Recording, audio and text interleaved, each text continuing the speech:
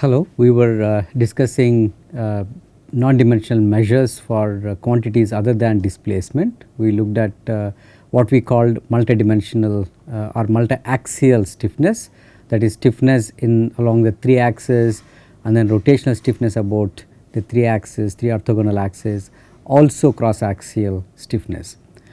And we discussed how to arrive at non-dimensional factors for various quantities, multidimensional stiffness, stress, natural frequency and so forth.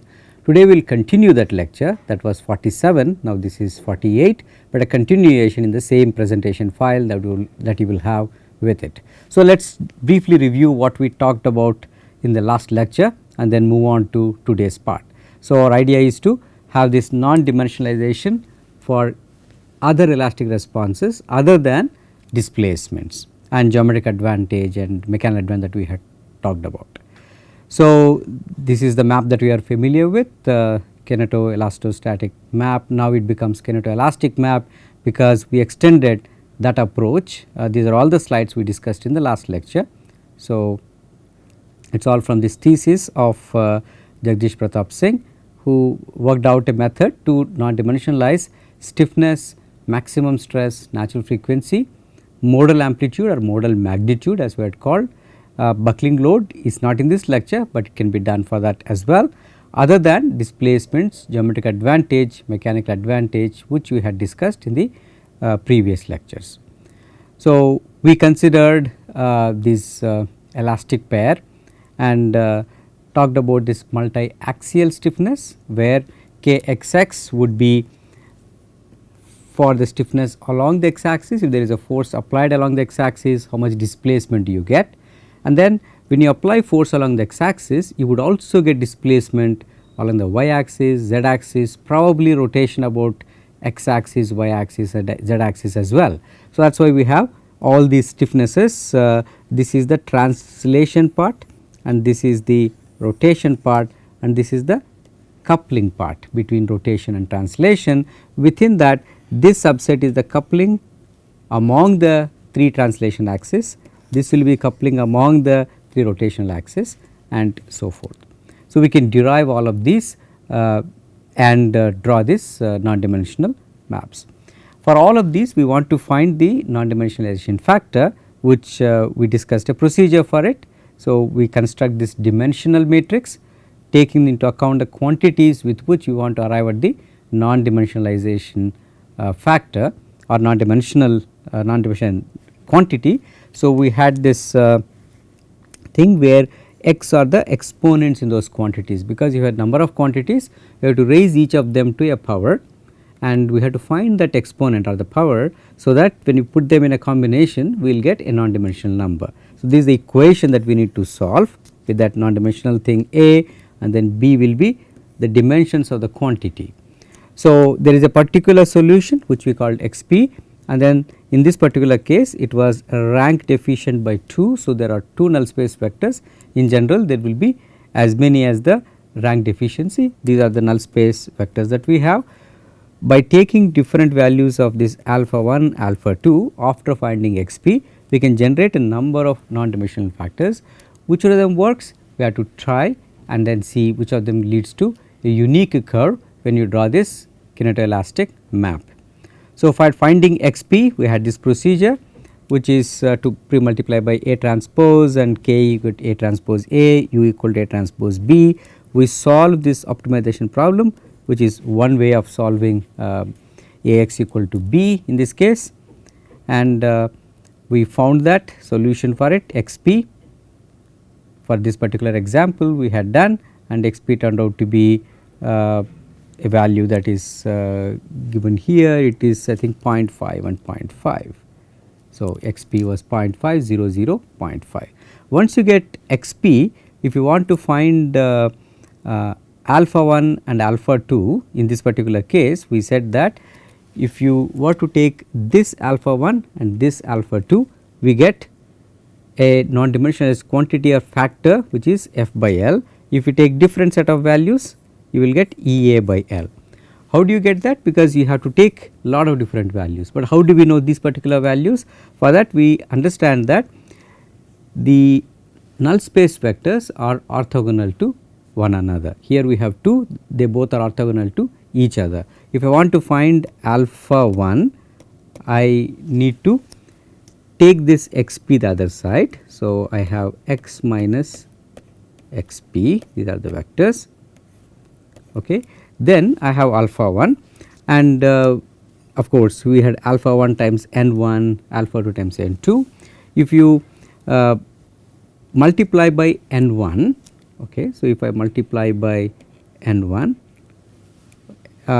dot product, let us say, if I do that, then this quantity will become alpha 1 times 1, whereas this will become 0 because n 1 and n 2 are orthogonal to each other. That is how we can get alpha. Similarly, alpha 2, if we want to get alpha 2, it will be x minus xp dotted with n 2.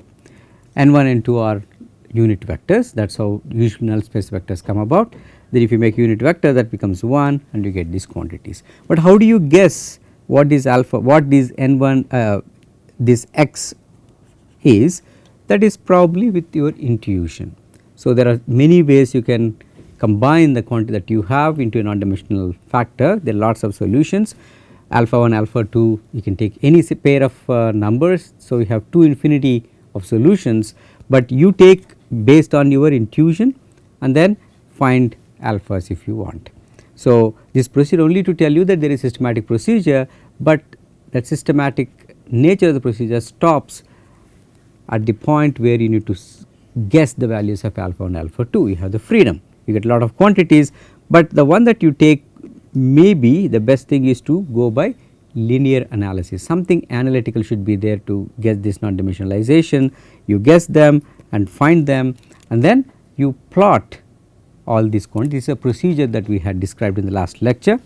Not that we vary alpha and alpha 2 and find this, but you use some kind of an analysis, could be linear analysis also, and based on that you get this non-dimensionalization powers. This is x will have the powers for each quantity you have, and this is step 1, step 2, step 3, step 4 procedure here. If you do that, if you get a single curve, then you can be assured that you did get a non-dimensional factor, non-dimensionalization factor. In this particular case, we are using L by F as well as L by EA. So, both of them, because they non-dimensionalize the stiffness here, both look different of course, because this different non-dimensional factor, but both of them have used log to base 10 here. So, that you can cover the range, so that they do not cluster together into one small thing somewhere. Okay. So, once you have these, you can actually design using this, which is what we will do today.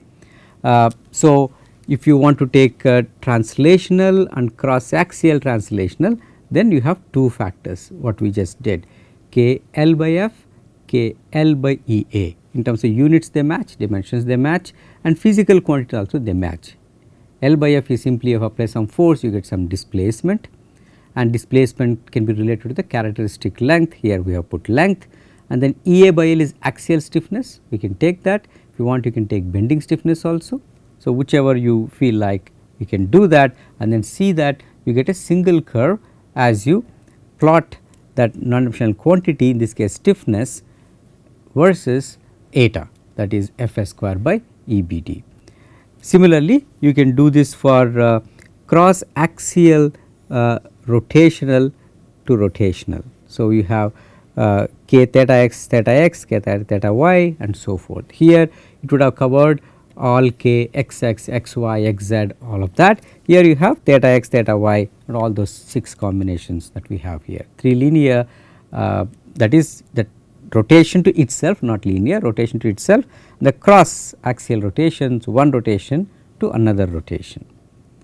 So, here also the non-dimensional factor, if you work it out, you will get a quantity. In this particular case, it will be again it is since it is a rotation, okay, this one is rotation to rotation we had there. Now, we have translation to rotational, that is x and theta, x and phi, and so forth. For such a thing, the non-dimensional factors are k by F and k by EA. Basically, L is missing, because now in this particular case this would have units which will be involving Newton meter, because there is a torque or rotation involved. And you can also look at this rotational translational in the case of moment applied. So, here you can put it as k L by m or k L square by E I. So, you depending on the units of the quantity you are looking at, it is a cross rotational and translational, that is theta and x and phi and y, phi and z, that is one rotation another translation, which was in the top right corner of the matrix that we had looked at. Let us look at that matrix one more time. So, it is multi-axial, this one, which was, these are the quantities we are looking at now. So, for all of those there are non-dimensionalization factors which are flipping through the slides that we have already gone through. So, we have stiffness, multi-axial stiffness, we know how to non-dimensionalize. Once we have this, we move on to another one, let us say stress. If you take stress, there are lot of measures of stress that you can take, but most often in design for ductile materials we use von Mises stress, and we want to know in a given structure where the von Mises stress will be maximum. More than where it is, we want to know how much that is. So, you can have maximum stress when I put subscript x, it means that when force is applied in the x direction, when force applied in the y direction, force applied in z direction and so forth. Or we can just go for just one maximum stress. Here it could be principal stress or it could be von Mises stress. So, whichever you like we can take. For them, if you do a similar procedure, you would find that you can have maximum stress sigma max A by F, sigma max by E, or you can have sigma max by E and then you can multiply by S also, that is a slenderness ratio that we had discussed. So, whichever works you would take that. So, when there is a moment load, then it will be sigma max I by ml or sigma max by E. So, you can choose the appropriate non-dimensionalization factor for stress. Similarly, for frequency, if you follow this procedure, then you would find how to non-dimensionalize that. In this particular case, it is shown as f times square root of L and then m modal, that is modal mass, because compared to or connecting with each natural frequency there will be a mode shape. For that mode shape we can calculate what we can call modal mass for it. So, when you take mode shape matrix, multiply by the inertia matrix and then pre-multiply with the transpose of the modal matrix, post multiply by the modal matrix itself of the inertia matrix, something like if you have inertia matrix you would do S transpose and then S. So, S is the mode matrix, I is the inertia matrix, then you would get this as a diagonal matrix which we will call a modal matrix,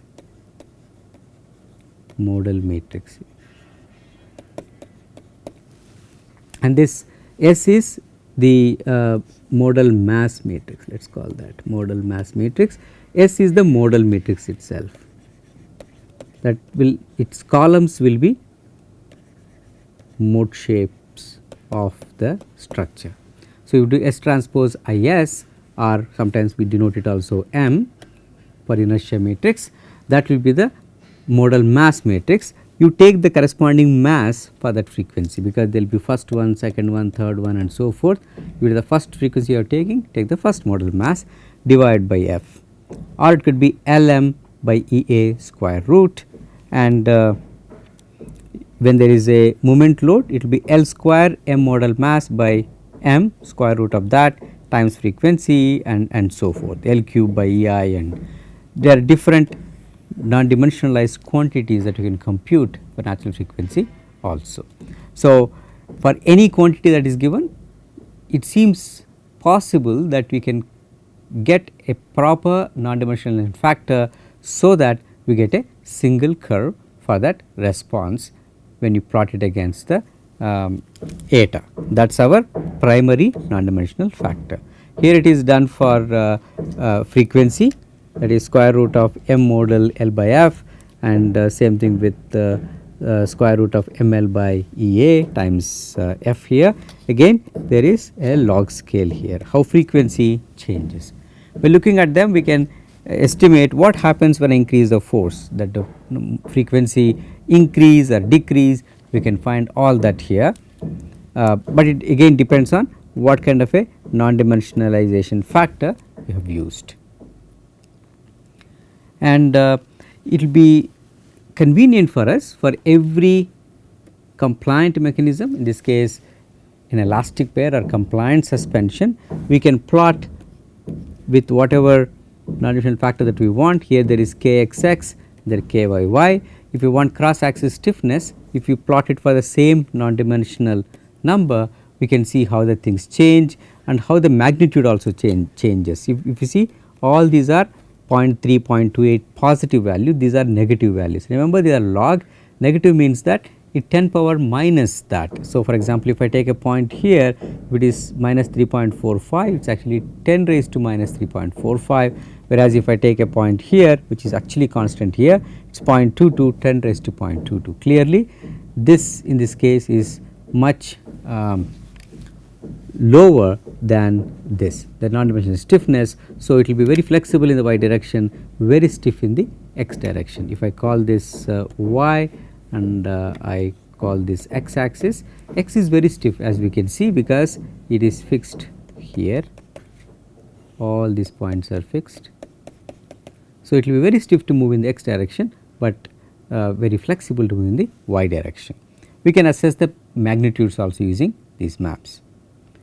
And here the maximum stress non-dimensionalized versus kyy is given. So, if you want some stiffness in the y direction, that is our y direction, we want to know what is the corresponding stress. They are done for two slenderness ratios 80 and 100. So, if you want, let us say again remember, this is log to base 10 kl by f. If you want 3, then you would know what this eta is. Once you know eta, let us say 2, you go there, and depending on s equal to 100 or 80, let us say we assume it is 100, then you can see what will be the non-dimensional stress, which is k log 10 sigma by E. If I know this value here, I can actually estimate sigma. So, once you have this, you can actually design a suspension for strength as well as stiffness by just looking at these kinetoelastic maps. To illustrate that, let us take a simple example. So, here is a problem statement which says we want to find the geometric variables of a folded beam suspension. Folded beam suspension is something which is a very good approximation for a sliding joint without actually the joint. It is a compliant joint, or what we call elastic pairs at the beginning of this course. We will see a picture of that in the next slide. Let us actually look at that. If it is okay, it is not here. So, we will just draw one. Yeah, okay, here it is. So, the folded beam suspension, it is fixed here and here, here and here. So, it is folded, meaning, and this portion is rigid, and so is this rigid, but it can move, it can slide as this primary thing slides. It is fixed here where I am putting this red one, fixed at those 4 points. Okay. That is a folded beam because the beam is folded like that, one beam, another beam, and then we have joined them with a rigid one, and then likewise here folded back and then join them. Okay. That is a folded suspension where you have kyy as well as stress. So, let us use these maps to solve the problem that is posed here. So, the stiffness required is 1 Newton per meter. It is a very small stiffness if you think about it, because by applying, let us say 1 Newton, which is equivalent to just 100 grams of gravitational force due to 100 grams mass. If you apply that much, like let us say an apple, a spring deflects by 1 meter. You can imagine how flexible a spring that is, and the force applied is 1 micronewton. Clearly this is for a micro application, usually for biological cells. If we are trying to measure their mechanical response, your tools should have very low stiffness, something like 1 Newton per meter all the way down to 1 millinewton per meter. Imagine applying 1 millinewton to generate a displacement of 1 meter. So, that is what is required here. Maximum stress should be less than 250 megapascals with Young's modulus of 169 gigapascals, the correspondent of silicon. Also, the desired in plane and out plane thickness should be greater than 500 nanometers. So, in terms of the dimension, if I have a beam somewhere, that will have a thickness and an in plane width, both of those, if I call this B, I call this D, both B and D should be greater than 500 nanometers, that is half a micron. Those are the things that are given from the manufacturing viewpoint, lithography. In fact, that itself is quite small to do, but the problem statement is taken in this fashion. Let us see if we can design this. The first thing to do is, when you have this suspension, we already know its geometry, which we have already sketched. So, it goes like this, and here we connect these two with a rigid one. So, here I need to say all of them are the same length, and then there is this is fixed here, this is fixed here, and there is a mass here. Okay, let us say this is the axis of symmetry. Okay, we need to find this L, we need to find B and D, and E is given. Okay, we need to design basically. So, size we need to decide, cross section size, because material is already specified and the force is already specified. Okay. If this is what we have, then what we will do is we will just do a small calculation to see how we can design such a suspension using the kind of charts that we have here. So, we will begin by, since we have this chart, let us say somebody has drawn it for s equal to 100, let us take s equal to 100 first. So, we start with s equal to 100 because you have the chart for it. Otherwise, you will find a chart that is drawn for the slenderness that you want. L equal to, let us first take this as 1 millimeter. It is a micro thing, the overall suspension will be only 1 millimeter. This we are just assuming first, because we have restriction in the manufacturing. Let us say we assume L, then the D will be, because S equal to L by D. When I say S or L, these are all the averages. Okay. So, there are 4 beams and 4 beams, 8 beams in the suspension. We are talking about average. They are all the same in this case. L bar is equal to L. So, that does not matter. So, D will be L by S. If I do that, I get D, this is 1 millimeter. So, I will get because it is 100, it will become 10 power minus 5 meters or 10 microns. 1 millimeter, 100 times 1/100th of that become 10 power 5 minus meter. So, now we have this, and the stiffness that we want is said to be we had 1 Newton per meter. So, what we could do is, and also force is also 1 micronewton is given. So, we want to find this log raised to base 10 stiffness L and F. Since we have assumed L here, we know K already, we can compute this. So, we have log to base 10, K is 1 Newton per meter and L is 1 millimeter, that is 10 power minus 3 meters, 10 power minus 3 meters by force 1 micro Newton. Okay.